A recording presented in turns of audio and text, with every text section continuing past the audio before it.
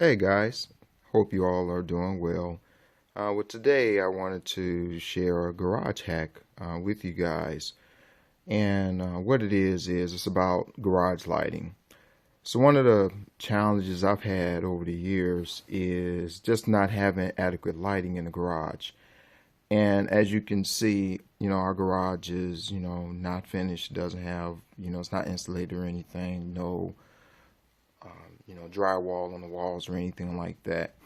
We have Gabriel ceiling, and that I use for storage, which you can see up there. And one of the biggest challenges is just working in here without the adequate lighting. Right here, you can see this is the only lighting that I, could use outside of a work light. So right now I have CFL bulbs. I have two in the garage door opener, which are 75 watts, which are rated where they only use 20 watts per bulb. And then the fixture by itself, that has a 100 wattage bulb in it, which only uses 23 watts. So as you can see, like when I was wanting to check tire pressure on a car, I had to use a light because I could barely see. Um, and it's just like really, it was just like really bad. Okay.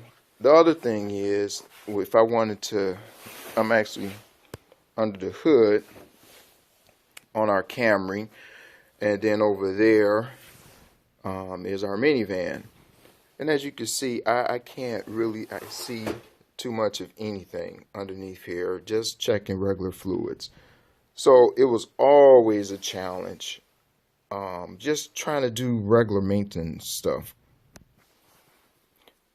So we're on the side of our minivan, which you can see there.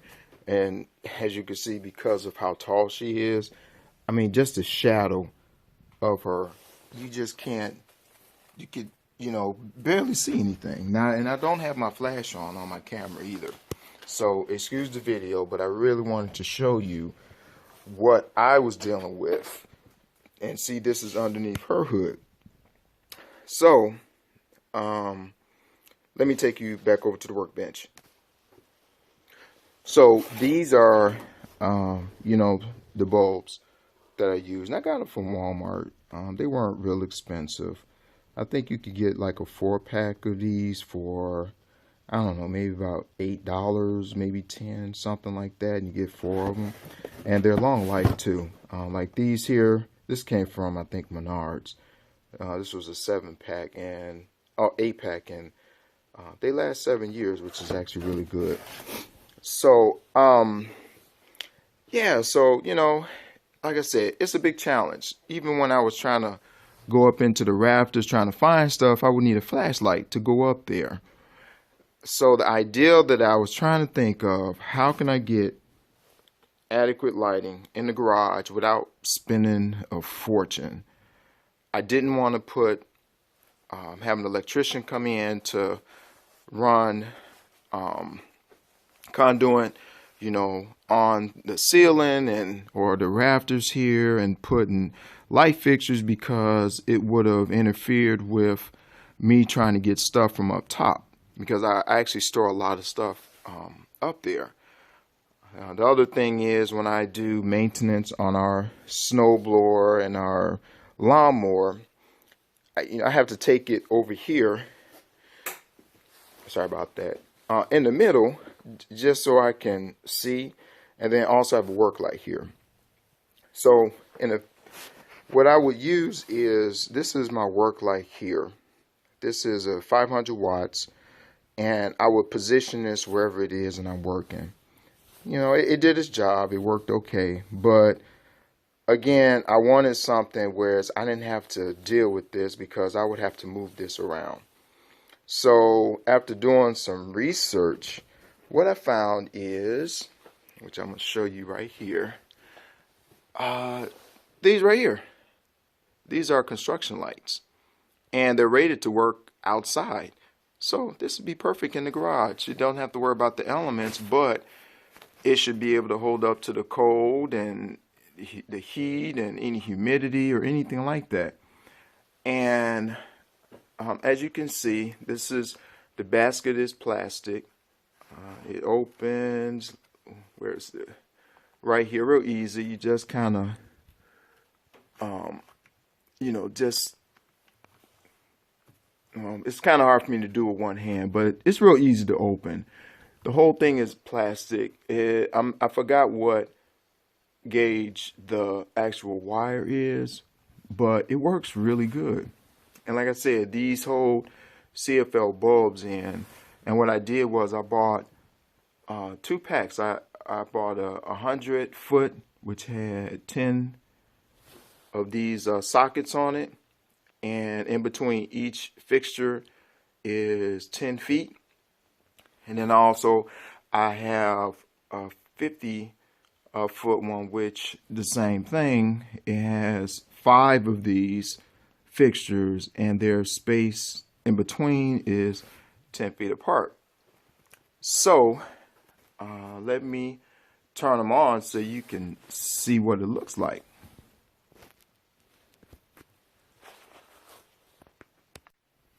So voila. All right, so I have all of the lights on, and as you can see, what a big difference it makes up in here. And I'm not using a flash on my camera or anything.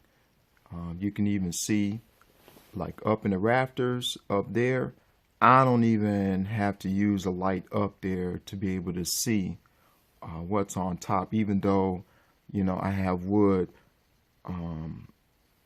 8 by 8 feet, 8 by 4 feet wood up there on top. And then if you look on the side, you can see that I can see the wheels. Yeah, I can see the wheels, and so now when I need to check tire pressure, I can do it with no problem, or even when I rotate the tires. And here's under the hood and our minivan, and I can see pretty much all of the fluids and anything that I would check: the oil, the coolant, transmission fluid, the battery, and I don't even have to use a light to do any of that. Same thing on our Camry. So you see how much more light that I have to be able to work.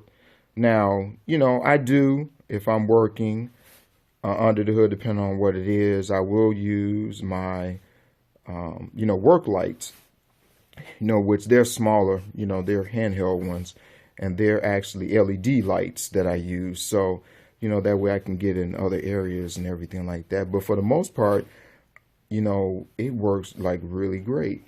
And let me show you the other side of our minivan. So as you remember earlier, all over here was like totally dark. Couldn't see anything.